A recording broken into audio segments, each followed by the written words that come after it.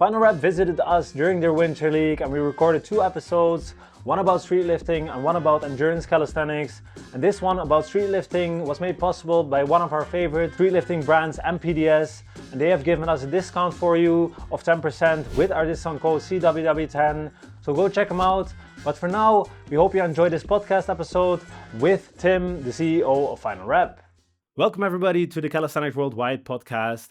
It has been a while since our last episode, but now I'm very happy to kick it off with the one and only Tim from FinalRep. He's the co-founder, and FinalRep organizes streetlifting competitions worldwide. And basically last year, it was already 5 years that FinalRep has been a thing. So that is a long while, and it's a hard job to organize this kind of sport. And I remember that at the Dutch Nationals, when I did the hosting of the live stream there, I met Tonio, who's also the co-founder of FinalRep, and he told me something very cool. He said that you don't need to invent a new sport, but you can, which is awesome. And I do definitely agree with that. I think it's very awesome, and I think it's great what you guys are doing. So for now, in this podcast, we're going to discuss, first of all, shortly the history of FinalRep, but mostly we'll be talking about the future of FinalRep and the streetlifting sport.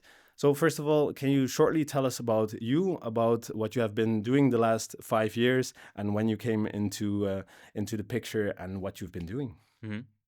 First of all, thank you very much for having me. It's a pleasure to be here with you. We met at Worlds last year, so Yes. you were part of our team. It was great to have you there.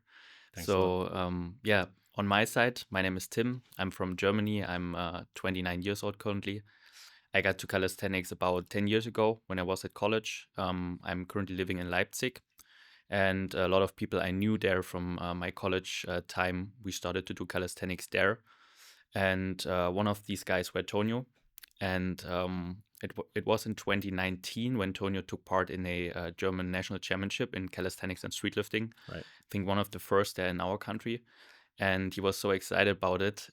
He were very often telling stories about this day when he said, like, we finished the competition in this arena, but we just rented the arena until 10 p.m. and then they had to do the award ceremony outside at the parking space. Oh, And really? the community was so much close together, and it Yeah. was a great experience for him. Right. And he still said we can do this better. And Right. he had this vision to found a company which has a brand associated with the sport. So it's not Right. having an official federation, so to speak. It was really creating a brand. It took, I think, half a year for him then to get all the people together. So Right. he started this project. He was the one who got together Bassflex, Nation, which were the main partners in the first place, who started to give us the equipment that we need. Right. Then we rented a gym in Cologne, and it was in October 2020, and funding a sports company which organizes competitions in the mid of the Corona time Right. was probably not the best strategic idea, Yeah. Right. but it went out very well. Like 1 week after the first competition, there was the second lockdown.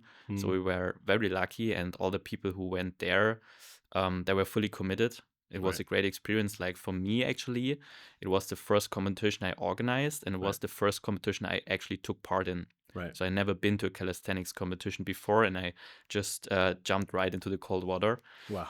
And How was that? it was exciting. So we had only a few hours to construct there.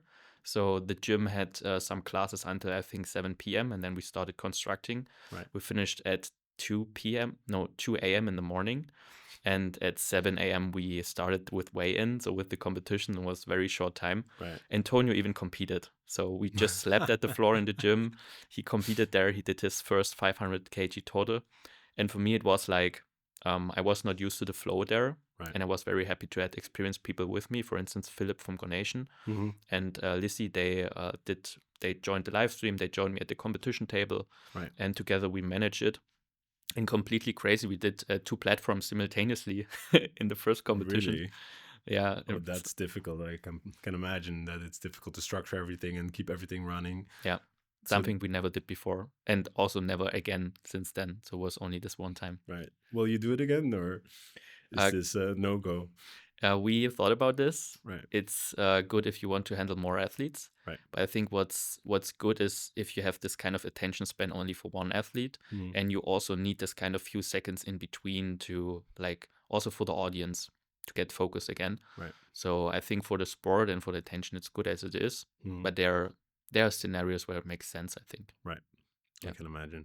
Yeah, if you have a lot of athletes, or at some point if there's just too many to handle, because the sport is growing a lot, of course. And yeah, like before we get into how the sport is growing and where the sport is going, I'm very curious because I have organized calisthenics competitions as well, freestyle in this case.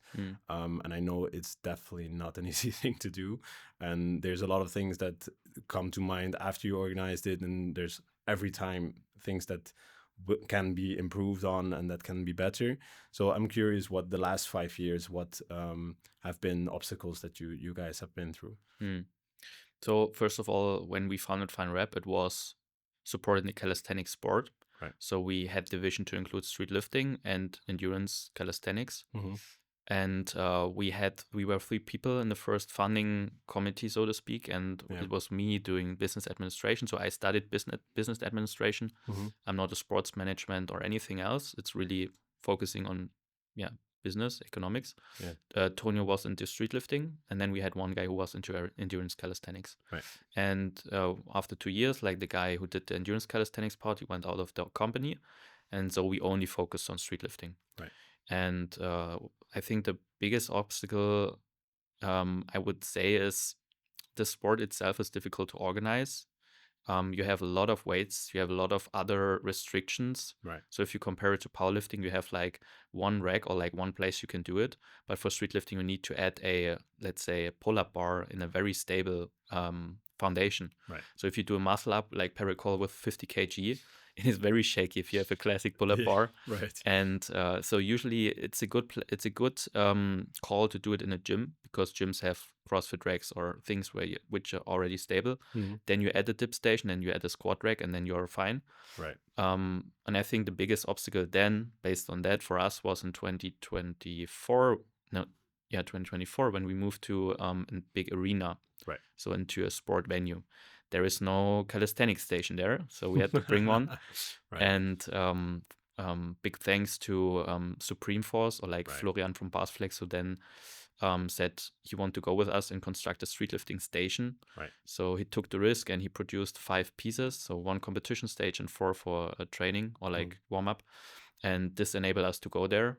Then also Strength Shop, we added a lot of weight plates, so it's more than a ton of calibrated weight plates, which Right. also a very valuable asset for us. Right. And to move there, this was a complete game changer. Unfortunately, we did not have a venue yet, which is very attractive for the street lifting sport, because if you do it in a gym, you have a lower roof, lower ceiling, you have more crowdy in a short area. Mm-hmm. And in big sports arenas, like when you play basketball, football, you need just more distance between the athletes and the visitors. Right. And I think in the last 2 years, this did not play out very well. So we are looking forward to change the philosophy and go more into gyms again, or also, I think the sport lives from the small competitions and the like intense vibe that is created when you're in a gym. Right.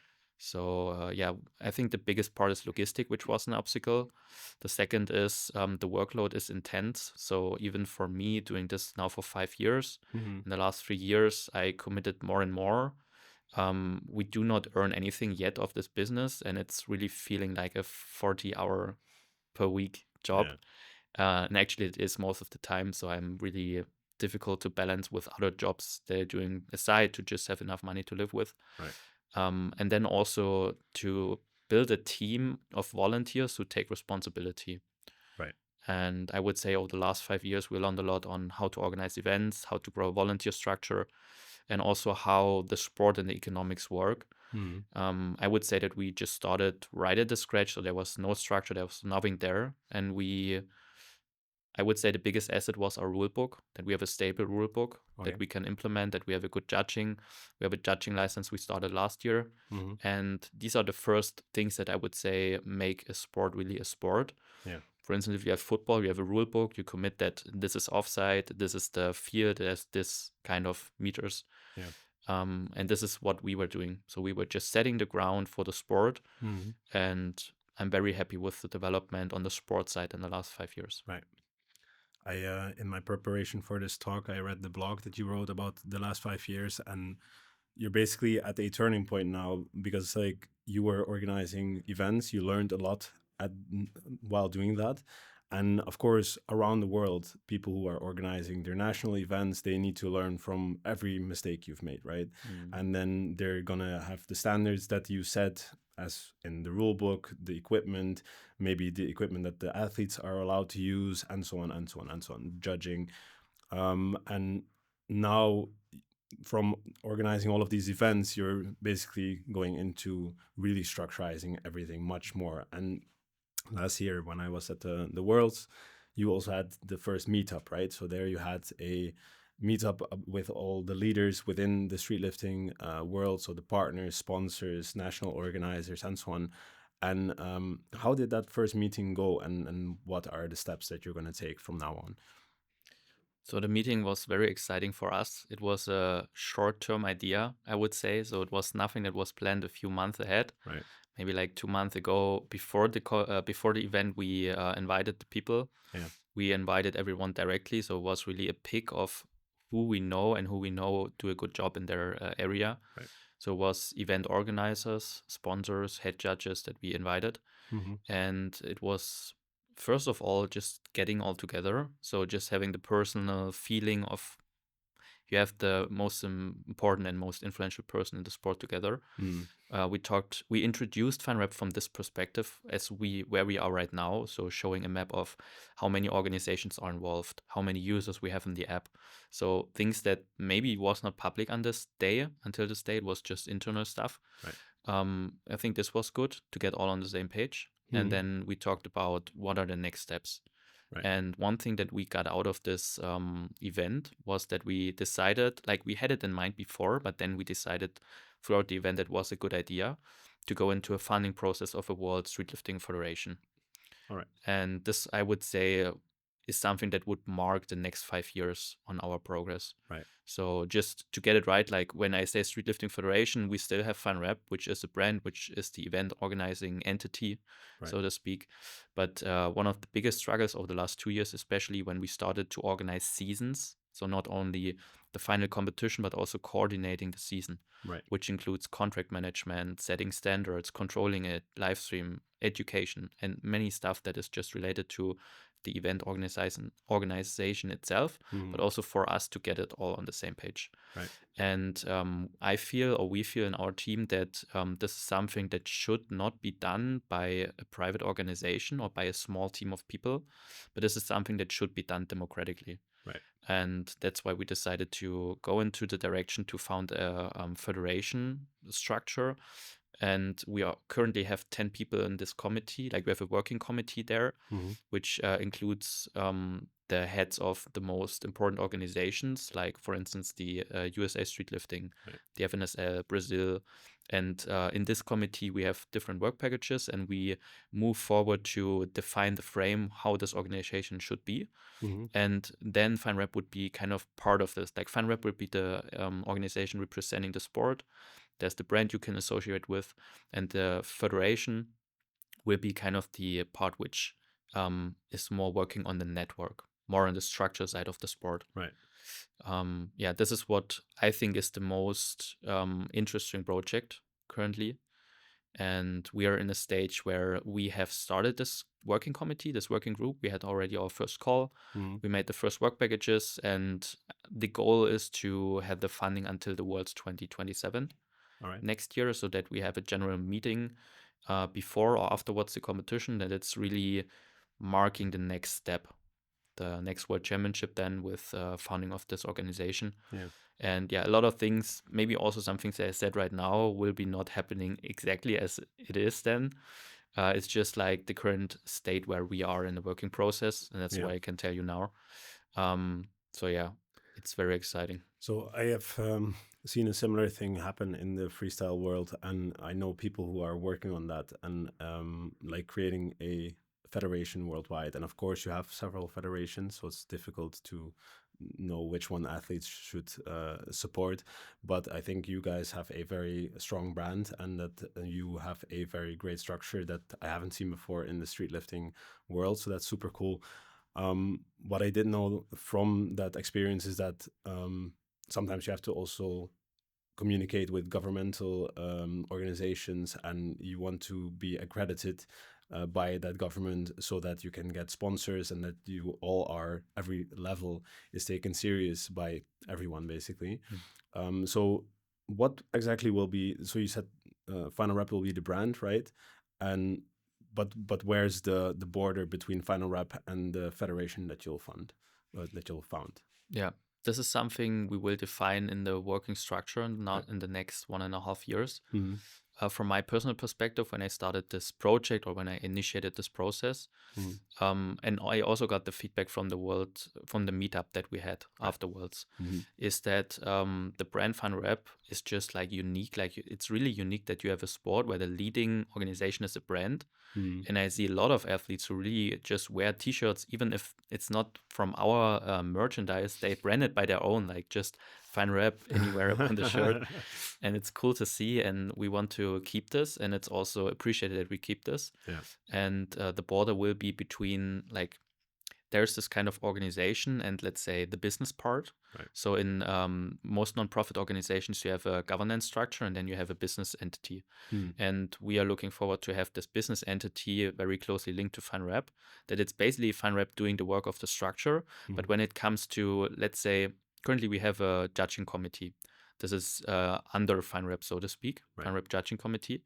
This will be an entity that will move to the World Streetlifting Federation. Or we will create an athletes committee, which we already did actually. Mhm. Then there will be an ethics committee. So that the, let's say, major decisions about the sport are not met by me as the CEO of FinalRep, Right. but met by an executive committee, which is selected and we are voting, elected. Yeah, Mhm. it's elected then. So what I think is super cool that you are doing all of that democratically, and I'm very curious what more will be the border in between the brand and the federation. But what I think is very important is that you guys are also all about transparency and about communication. So like you are communicating with the athletes, you're communicating with the judges, and at such a meeting, and I think you're going to do that quarterly, right? Those meetings about the federation. Yeah, we'll be quarterly meeting with them to define work packages and then track the progress and then moving forward. Yeah. Yeah, and all of that is done transparently. So like I see all of the stories that you guys post, and I think you guys write great blogs as well, which was very helpful in preparing for this talk. But all of those things I think is something that you should definitely keep doing, because like that you can have constant feedback and everything can be improved on and on. So what are the other topics that are going to move to the federation from FinalRep? So I would say the first thought when we initiated this World Streetlifting Federation from our perspective is when we recognized, okay, we are in contact with currently 40 countries worldwide. Wow. And it's still based on, let's say, 2 shoulders. It's mine and David, who manages who did the World Championship last year. Yeah. And the communication, if I look on my phone, it's like I'm absent for, let's say, half a day, and then there are 20 new chats. And it's just crazy. And it is that it's an honor to be in this position, but it's also a huge burden, and it should not be only on my or our shoulders. Agreed. So the main point for having this organization is that you split the, let's say, communication and also the definition of some structures on more shoulders. So in my perspective, it, like the governance side, that's something if you're not experienced it, you cannot really believe what is also included in having such a governance structure. And currently, it was me doing the governance structure. And I'm personally, like, I'm now in this FinalRep business for like 5 years, but I'm not an athlete in this sense. So I cannot really relate to the thoughts and to the wishes of the athletes. Right. And I'm also not present in, let's say, many countries. I just know the German standards. And when I'm communicating with people, let's say in India, they had a starter fee of €20 and they still issued prize money. And I said, you can't just do loss with the event. And that's something they still say it makes sense for them because it creates a lot of awareness and athletes expecting to get prize money there. But this is something that should not be part of my business as the CEO of FinalRep, because there are more things that are important in my role. so to Right. speak. And also on the volunteer side, it's hard to just put it on a few shoulders. I think if we have, even if we would have a full-time position for someone doing this, it's just a very chaotic job. Right. And of course, we will eliminate a few things in the future if we have a better education structure and maybe an AI chatbot that we are currently working on. Really? Yeah, Wow. which was also cool. We just issued a volunteer position to say we need someone who helps us with AI. Someone came along and said, yeah, I can do AI chatbot for you. Really? And That's interesting. Later we'll talk about the app as well. yeah, But first, the work you do, first of all, a lot of respect for you because I know how much work it is. And I remember we talked in the evening at some point on the phone, and you were like, yeah, this is my daily life. Like basically every evening I'm doing this, which is crazy. And I do understand that you want to also do that together with a whole structure, and it's gonna just take so much work. And all of the volunteers, whom I also met a lot of at the Worlds, are doing great work. And it's ridiculous how many people are involved. You have the spotters, you have the judges, you have the hosts, for instance, a couple of them. You have so many different supporters, and that is gonna be even more and more as you are doing 40 countries, and it's as I read in the blog, it's gonna grow both ways, horizontally and vertically. So that having that structured is so important. And so what are the structures that you're going to build? Because you mentioned the education, the judging, and for the rest also the branding of the sport is going to evolve as well. So what are your thoughts on that? Like which one is most important? So I would separate into three categories. One is event organization. Right. Second is marketing, and third is sales. Sales, let's say sponsorship, partnerships in general. So B2B business. And I think like many people looking at FinalRep and seeing us as a very professional organization. And I heard from many people already that they are thinking that we have a team of 10 people working full time on this, Right. and are paid full time. And I was like, wow, that just shows how different the perception is from outside.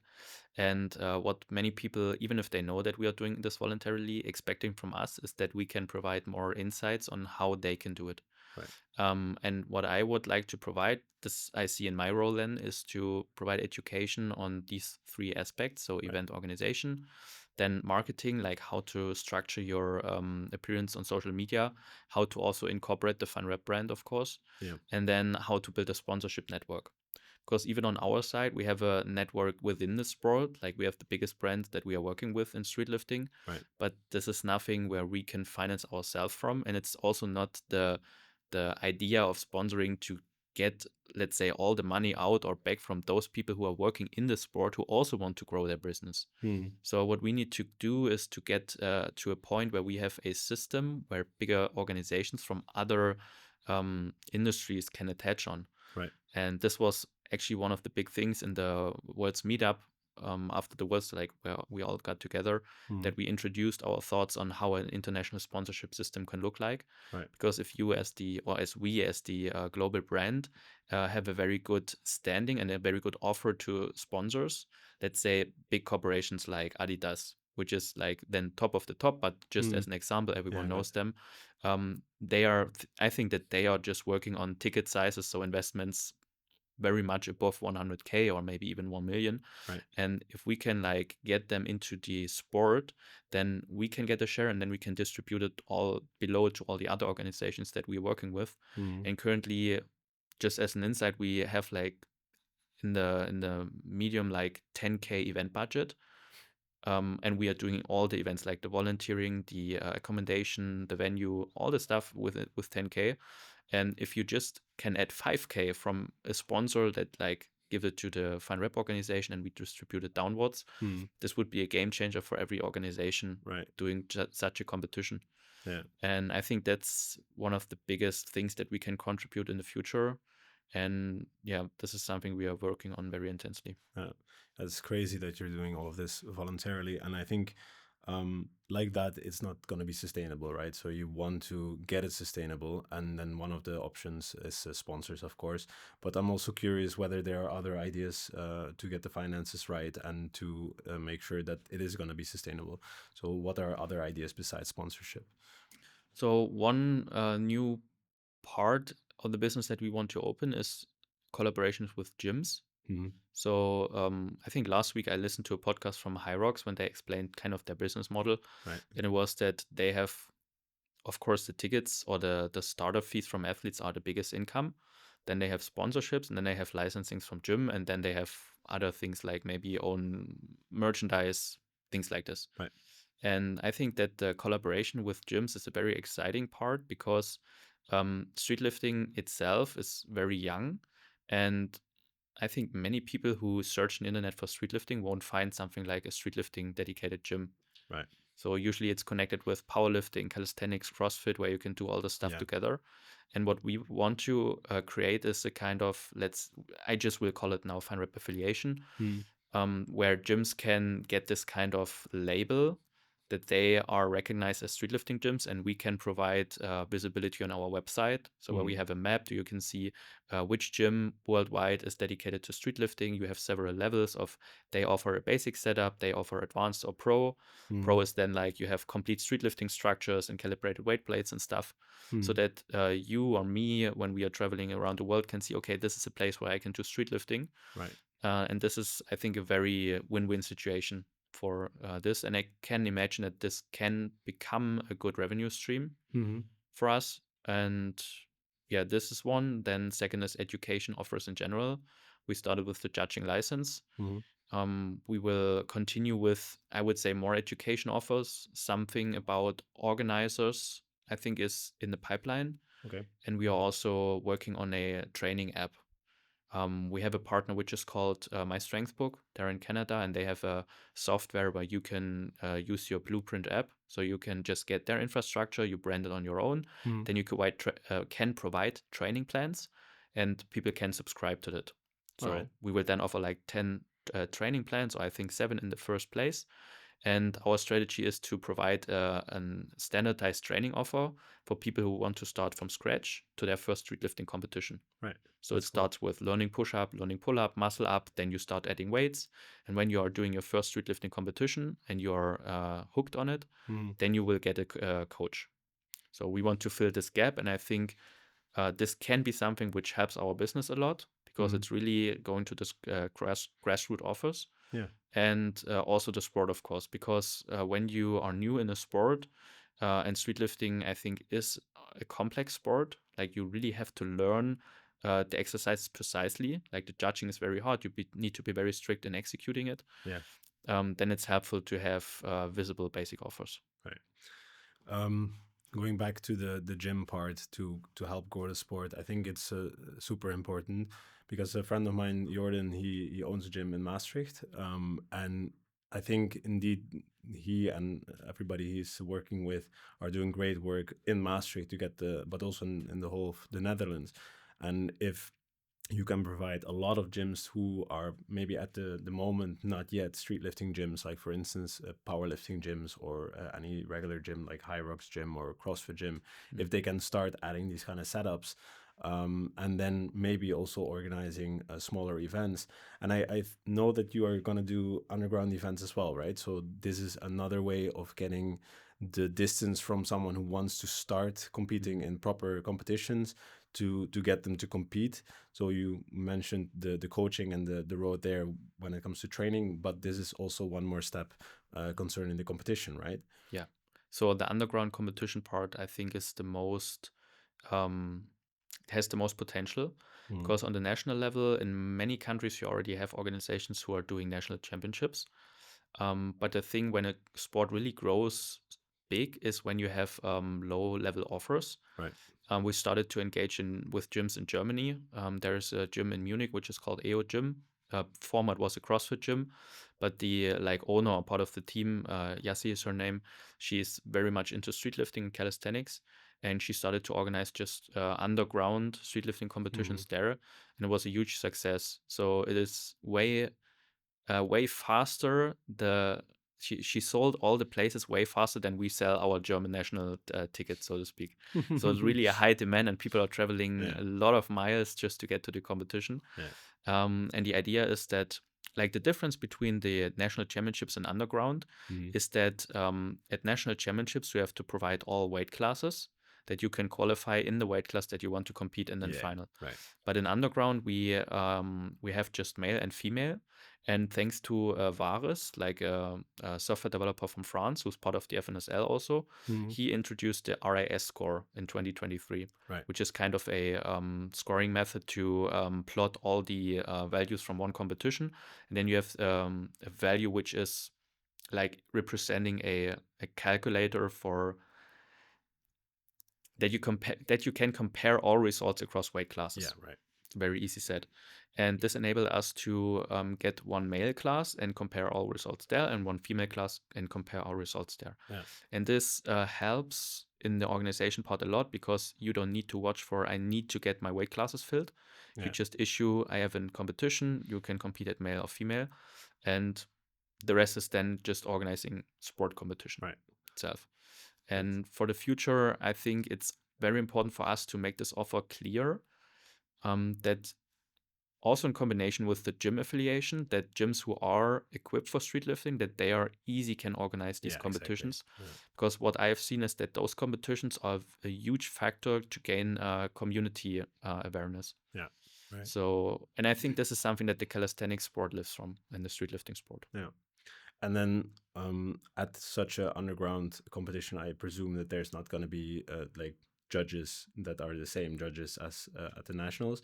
Maybe it will be the case, but it's not you don't need to have an official judge at a underground competition, or will that be yeah? You need to have one at least. So Right. currently we define you need one approved judge. Mm-hmm. The judging license is online available. It's like a 2 hours class. All right. Then you have a practical examination. So we have 100 videos that we cut out of the live stream.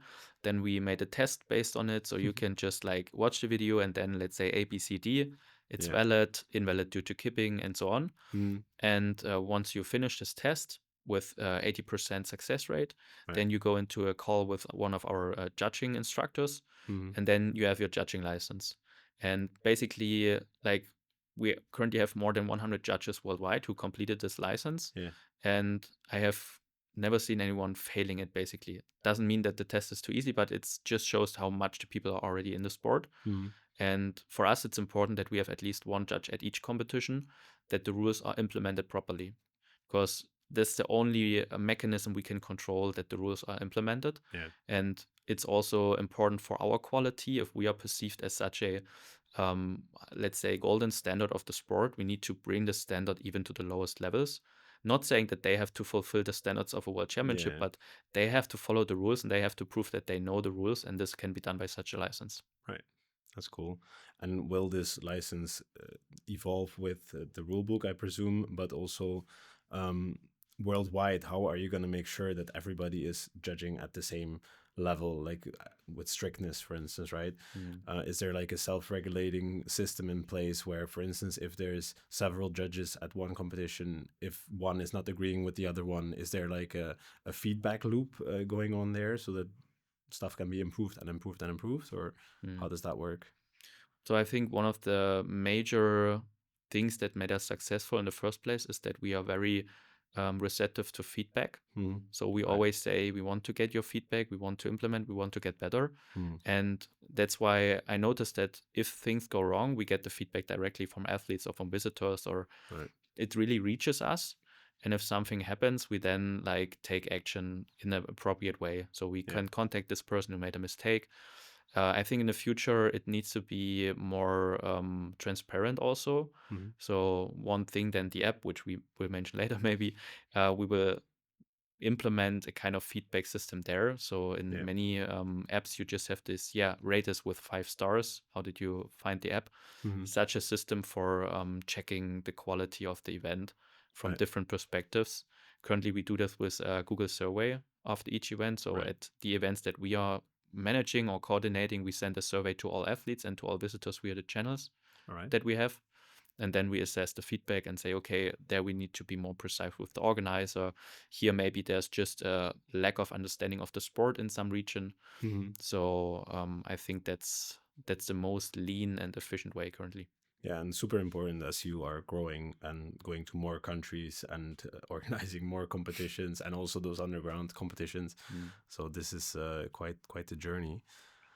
So to the app, indeed, I think in the age of digitization and yeah, you already mentioned AI, so I'm curious about that. But first, let's start with the app. What do you think has been the role of the app in growing the sport and getting everything structured properly? And Carson, of course, did a great job. I'm proud of the guy. He's an amazing guy as well. But Yeah. So first of all, we started with the app in 2022. This was the time when Carsten joined our project. Right. So he is a very skilled software developer. He joined this company as part of our management team and also owns shares of the company. And currently, or like over the last 3 years, he got full time into this project. So he's currently also living on his savings from former projects that he had as a software developer. Right. And he's the only person developing this. And it's a fully self-developed app. So we don't rely on resources from Amazon or from other cloud services. I don't want to get too technical because I don't understand it either. What I can tell, it's like we really built the resources from scratch, which is very intense in the beginning, but can be very valuable in the later stages. Long run, yeah. The app is currently as a web platform, so on the browser available, because we are so fast iterating that it is too restrictive if we go to the App Store, because then the updates have to be published every week, and it's just a very intense workflow. And yeah, the app itself I consider as one of the main drivers of our success, because the digital platform provides a structure to the sport. So it makes the sport visible. So for those of you who know the app, you have seen it already. I think it's like you have a feed. You see all the events that are currently there, and event organizers can create their own events. So you start with just event creation. You set the time, the location, the prices for the athletes, and then you can start the registration. And all athletes can sign up to this app. Like every athlete has to have their profile, and all the results that they have in the future will be tracked on their profile. So you really build a set card as an athlete. And for organizers, it makes you visible, because currently we have 9,500 users on the app, and it was growing very fast. Like I think at the beginning of 2025, we had 3,500. So it was kind of doubling over the last 12 months. Right. And it's like the streetlifting scene is on this platform. And when you start a competition that maybe not so many people notice, then you will notice it when you're scrolling through it. Right. And also, which I think is very important, is the judging, that we have the judging automated there, that when you judge the event, you give a result, and then it is spread all over the world in lifetime. And then the third is the live stream overlays, which makes it easy for you to have all the data very good applicable to a good live stream. So for instance, I did a live stream at the Indian Open last year when I was there as a judge. And I just did the live stream with one iPhone and one MacBook. And I just had this view, which was a good perspective, like kind of, not straight, but like a bit on the side, and then just put the overlays on top. And it looked much more professional than a live stream with 3 or 4 perspectives without having this. Right. Wow. Yeah, that's super important. Like, I think for competition organizers, this is super important. And I personally also experienced the live stream, and it's also, as a host, such a nice thing to just, because it really makes so much difference in understanding the sport and getting hype about everything, because there are moments where everybody is just on the edge of their seat, and you can experience that even through the live stream. And that is such an amazing thing, because people who are doing the sport, who want to get started with the sport, they can just check it out and just I would watch the whole thing, and it's so the digitization is so important on many different levels. And again, as you're setting up all of these different structures, the app basically is on every part of it a big deal, right? Yeah. So we with the app we can make sure that our structures are implemented properly. So for instance, if one event, let's say, uses the app for registration but not for judging, we cannot really consider this as a FinalRep event currently, because it's like it is not visible which results you have. It's not visible like there are a lot of things when you're really in this process, you recognize that like this software, this space creates a structure which then makes the sport more tangible from Yeah. outside. So you can see like this event has followed the same standards because we only give the, let's say, FinalRep approval or FinalRep affiliation to partners when they fully commit to the rules. Yeah. And just applying the rules properly makes then a FinalRep event also a FinalRep event. And with the software, we kind of created a space where we can control it. And also it's not only controlling, but it's also providing structure which helps you. Yeah. For instance, if you would start streetlifting competitions now by your own and you need to create a rule book, you need to set up a digital space and stuff, and that's all already done. Yeah. And we started with FinalRep to say we want to raise competitions. So we wanted to be a competition organizer. And then 2 years ago, we recognized this is not our responsibility in the sport. Like we created so much structures on a very high level, on a global level, that it's our responsibility to create more of these structures that then events can be organized by, let's say, national organizations or by gyms. And especially for the smaller parts like the underground competitions, it is very helpful to have the structure because then you can just start right away and then more competitions grow. And I think when I'm at competitions, the most unique experience is when you're in a small space which is completely stacked with visitors, with all the stuff, and it's like heating up. And I think also for the long-term vision, this is something we learned in the last 2 years. When we went to bigger venues, we realized the vibe is not as good as if you're in smaller locations. So I think the strategy now that we shifted, let's say in the last few months, is that we say we want to create more small competitions, that this kind of hype is increasing. This experience is covered with a good live stream. And then you only have 1 or 2 competitions per year, which are in a bigger venue where it's not about having this, let's say, intense streetlifting competition experience, but to have the most professional and most comparable setup. So at Worlds, for instance, we had the big floor, we had a separate warm-up area. The athletes were very happy with the warm-up area. You had a good competition space, and the visitors were a bit more distance. The vibe was not so amazing, but it was a highly professional experience for the athletes, and this was the goal for the World Championship. And I think when it comes to growing streetlifting, we need to focus more on growing the smaller competitions where you have this gym vibe. Actually, where you're training, it's sticky there, it's loud, it's is just this going to be the different. nationals or also mostly the underground as well, or both? Depends. So currently we are saying from our perspective, it's up to the organizer. So for instance, in Germany, we organized the competitions all by ourselves in the last 5 years. Now we are in conversation with the German Federation, like the DCSV, like the Deutsche Calisthenics and Streetlifting Verband, that they become the, let's say, official host of the qualifier for Germany. So they will hopefully shift their competition next year to the qualifier season period, that they can be the official qualifier for Germany or like German region. And then it's up to them to say if we want to go to a gym, then we maybe cannot have 80 or 90 athletes, but only 60. But then it's just a better vibe or better fit. And other events maybe choose a different strategy. For instance, there are some competitions this year who have their open competitions at expos. So, which is also a complete different setup, but you have the opportunity to get thousands of people walking by. That's amazing. That can really help grow the sport as well, because I think still a lot of people don't know about the sport. And I mean, if you see someone dip 200 kilos, for instance, it's just ridiculous. And someone who doesn't know the sport, if they see that, it can really motivate them to get into doing weighted calisthenics exercises. So that's super cool.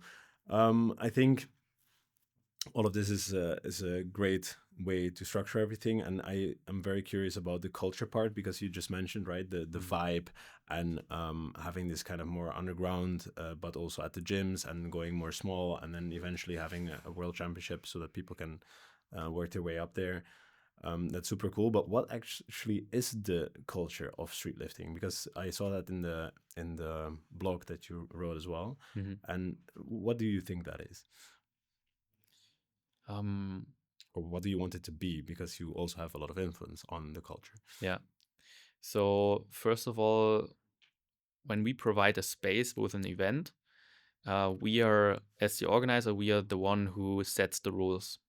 And I think if you organize a competition, you have a lot of audience, you have a lot of attention on this space. Mm. And it's important that at this space, you have a clean, healthy environment.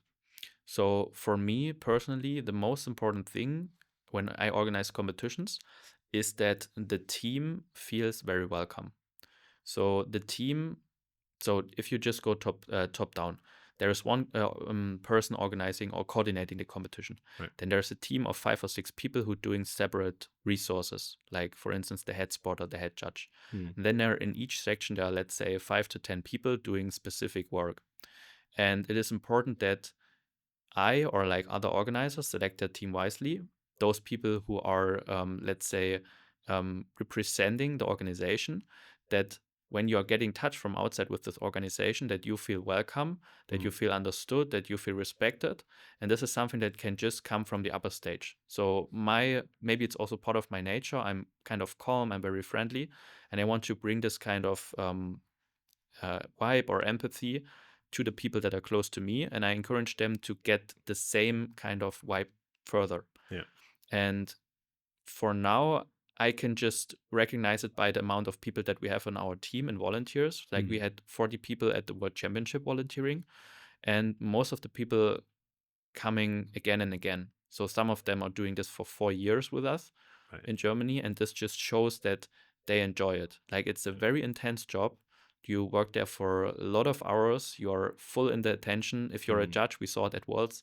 Yeah. Some judges are very criticized. It's really mentally tough job also. Yeah. And you just do it for free. Like you get from us the accommodation, the food. Yeah. You're well treated in this sense. Yeah, for sure.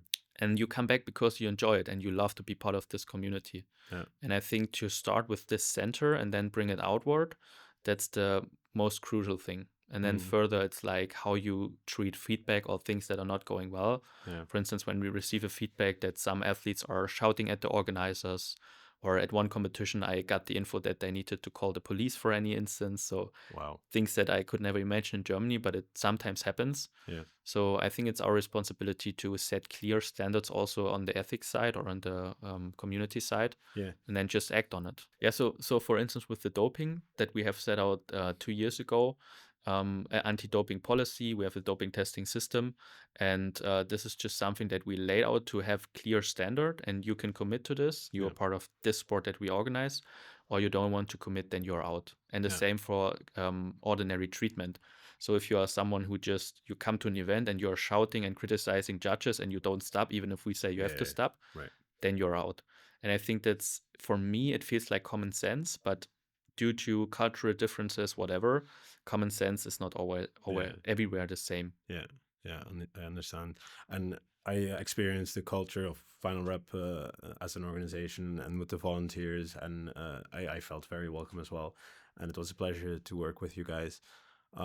So I think you're doing a great job there. And you mentioned the community, right? So I think it's great that you also try to get these common sense ethics in there, and that everybody just treats each other nice. But as far as I know, like the competitions I visited, all the athletes that I met, they were super nice and kind. So I think that's amazing. So yeah, you have the culture, you have the structure. You're gonna organize the World Federation. You have the brand. So there, it's a lot. Like I think it's very nice that you have all these volunteers and all these people working with you. I also can imagine that it's difficult to guide everything and to manage everything. So what is it that makes you what makes you a great leader, basically? Because I think you are, but I'm curious about your thoughts on this. First of all, thank you for saying this.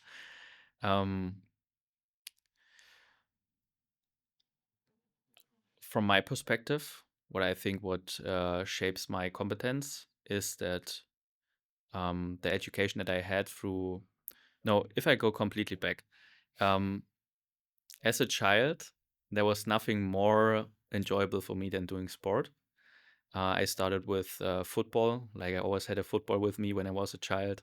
Then, in the age of 6, I started to do a Nordic combination, so ski jumping and cross country skiing. Right. I did this on a, let's say, level where to go to a sports school. Then I quit because of some injuries. Then I got back to football, again injuries. Then I came to calisthenics. So my heart is always with the sport. So it just feels important for me to do something for sport in general. Right. And calisthenics was the first sport where I felt that even if I'm not competing or like training to be a pro athlete, the training just gives me a lot. It gives me a lot of strength, mobility, endurance, also depending on the focus of the training. And to me, sport is a part where I can connect with people. Usually, I'm a bit more calm. I'm a bit more set back. And in sports space, I'm more extroverted, so to speak, than when I'm at home or when I'm in a smaller space. And I do not have the aspiration to say I want to be the founder or like the CEO of the biggest company in the sport whatsoever. For me personally, I'm much focused on creating a healthy culture, because I think in the current state where we are living, there are a lot of like, you see a lot of wars happening. You see a lot of disagreements between people. And for me, over the last years, life felt more and more, let's say, sticky also sometimes. And the sport side is something where I just get a lot of energy from. Right. And I feel that that's the same for many other people. And also when I look back into my entire education over my life, sport just shaped me. So it gave me discipline. It helped me to develop a healthy attitude to life with training, with nutrition. Yeah. And also it helped me to balance my mind. Right. And then a few years ago, so 5 or 6 years, I came to meditation, and to combining this, like the, let's say, mental development or spiritual development with also bodily or like physical development, is for me a good balance, which just helps me to be focused and not like getting into a direction which is then maybe egoistic, to say like I want to like rip off the business from other people or like just grow the business on whatever it takes. Yeah. It is still kind of balanced for me, because as I said, I don't earn any money of this, and neither also of my colleagues. And we really want to do this full time, as we're doing it right now, but we want to do it full time and live from it and don't have to watch for any other job opportunities. Yeah. So yeah, I would say it's this kind of balance that currently helped me to guide the sport to this direction. I wish for you to make a honest living out of this so that it can be sustainable. Yeah, as you said, sport, it can really, besides make you healthy, it can make you disciplined. It can help you become a better person. And I think also it helps you connect with people, as you mentioned. So all of that is super valuable, and it's very nice that you commit your life basically to this, to make that a thing. And I think there's actually a Dutch podcast, and there they said that the best leaders are the ones that don't really want to be leaders. And I kind of got that vibe when you started saying it. You're not doing it because, oh, you're the leader, but actually you're great at it because you're such a kind person and because you're intelligent. And when I was talking with you on the phone, I really, again, just like with Tonio, by the way, I got the feeling that the sport is in good hands, and I think that is something that should just keep on going so that the sport can grow. And I think street lifting is a very valuable sport because it's accessible, and you guys are also working on making it accessible. And it can speak to a lot of people, like, for instance, with people who are in the gym, people who are doing powerlifting. And you can also combine it with endurance, for instance. And tomorrow we'll be talking about the endurance sport concerning FinalRep, which is going to be an interesting one. So go check that out. But I think there's a lot of, besides the underground sports, right? Endurance can be a sport that leads people to get into street lifting after that, because you basically add weight to the exercise and you're switching from doing a lot of reps to just doing one rep, or at least not that many during your trainings. So basically, to conclude, I think, or are there any things that you still want to mention before we get to the tradition in this podcast? Because there's a question in this box which you came from the former podcast guest, so you still have to answer that. But besides that, do you have anything else to? Two things. One thing I would like to add to the question that you had: what makes a good leader in this case? I when I was in college, I just were aiming to get good paid jobs, so like investment banking and stuff. So this was my focus there. Right. And then I had a kind of like, let's say, personal crisis where I just said, this doesn't make sense to me. Right. When I got into spiritual stuff and meditation. And then this was kind of this time when the FinalRep project emerged. And I had a lot of internships before that, like in good companies with great teams and stuff. Yeah. And then when I did this first competition in 2020, I felt that there was never something that made more sense in my life. So I cannot really explain it directly what it is, but in the end, what I do makes just sense to me. Even if I feel burned out, and over the last 2 years, it was such an intense time. And currently, I cannot really be into strategic thinking because I'm just doing the operational side and try to get more of the tasks aside to volunteer positions. And yeah, that's actually then the second thing that I want to share is that what I said with the culture that we want to spread, the feedback that I get from the people who work with us on the voluntary side, not only at events, but also all the time, like doing social media and stuff, is that they just love to be in such a project, even if it's just 5 hours a week, but you're with people who love the sport, and you have a very also welcoming environment to be creative, to also learn new skills, which is also something like I learn new skills every day. And I also give this to our people in the team to say, just start with it and you will see where you go. And if you have questions, just ask me, and then we have a meeting and we can get it further. And this is something I want to work more on, to create more of a sustainable structure for volunteer positions. And there are, I feel like, not thousands, but a few of jobs that we can just issue right away. But there's also not yet the structure in place from my side to brief them properly. So I think that's the most current activity that I need to focus on, to create a structure where more people can work on. And it's crazy to see that when we issue a new volunteer position, that on the same day I get 1 or 2 requests. Like, this is something that I think a lot of companies would wish to have, such a recruiting system. For sure. And super nice. Yeah, I can just encourage everyone who follows our work, who likes what we do, check out channels, check out the positions that we have, contact us in whatever manner you want to do. We are happy to have more people in the team. Yeah, you definitely have the workload, and I do wish that you get more space for like doing the things that you're good at and that you love to do, and that people can help you out where you need the help. And I think indeed, judging from when I was at the Worlds and seeing all of those people, I think it's a great work environment, and the work that you do and the way you communicate everything. I think, again, you do great work, so keep on doing it. And a lot of the things you just mentioned really hit home for me, because I have the same thing. I work with Calisthenics Worldwide with a lot of great friends around me, and the environment where I work is amazing, and I get to interview amazing people. So it's definitely a very nice thing, and it also gives me a sense of purpose, and what you mentioned, the personal crisis. I mean, I didn't per se go through that, but I do know that I find it very important to do what I love. And I think you're doing that, and I hope you won't get burned out doing it. So I hope everybody helps you out and that you can do this sustainably, and I hope the finances turn out to be the way they are.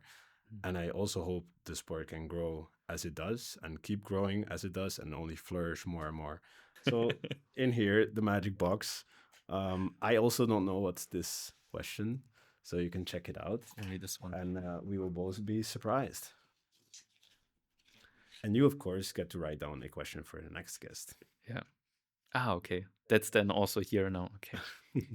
So, how do you combine training with your daily life? Think about work, family, and friends. Until 2019, I was focusing a lot on calisthenics and also streetlifting training. Then because maybe also of the COVID break, I just quit my gym membership. Right. And since then, I never had a gym membership again. So I also, like, as I said previously, I love to play football. Right. And I just shifted my training routine from, let's say, 4 times a week into gyms to have like running, yoga, calisthenics, and football. Sometimes also things like badminton or climbing. So I just do whatever I like to do. Right. And because of the work for FinalRep, which feels like very intense, so if I say 40 hours a week, it's a minimum sometimes. Right. I try to get my training in the morning in a period of, let's say, 60 to 90 minutes. Right. So I try to do it every day in a small portion and also in a good rhythm where I can recover well. And yeah, some things like football is most of the time only accessible in the evening when other people also have free, and then you get a spot and then you play. Right. So yeah, my biggest goal for me in training aspect is to just stay healthy when making progress, because my entire sports career was filled with so many injuries, even things that I felt I had no influence about, but actually I had influence about. Right. So I want to just learn more about how I can train my body well. And for me, actually, the most important thing currently is that the training contributes well to my mental health, so that I feel that I have enough energy to work on the project, because actually this is most of the time more fulfilling to me than training. A few years ago, it was training to go to the gym, to lift and stuff, but now it's like really working on something that I feel matters, not only to me, but also to other people. And this is maybe the most fulfilling part of this job at FinalRep, to be in a position where I can really contribute something with, let's say, a small proportion of action, which has a high amplitude of effect. Right. And yeah, in terms of family, I don't have a family yet. My life consists only of work and sport and some time for, my family, like my mom, my dad, and so on. But yeah, that's the state where I'm currently living. Work-life balance. Man, that was super inspiring. I'm happy we had this talk. I do feel that it was a lot, and I find it difficult to even consider if I forgot to ask you something or if I should have asked more through. But we talked about a lot of, like, very broadly, let's say.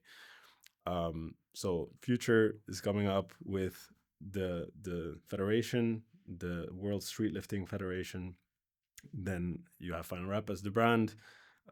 Finances need to be fixed with a huge network of sponsors.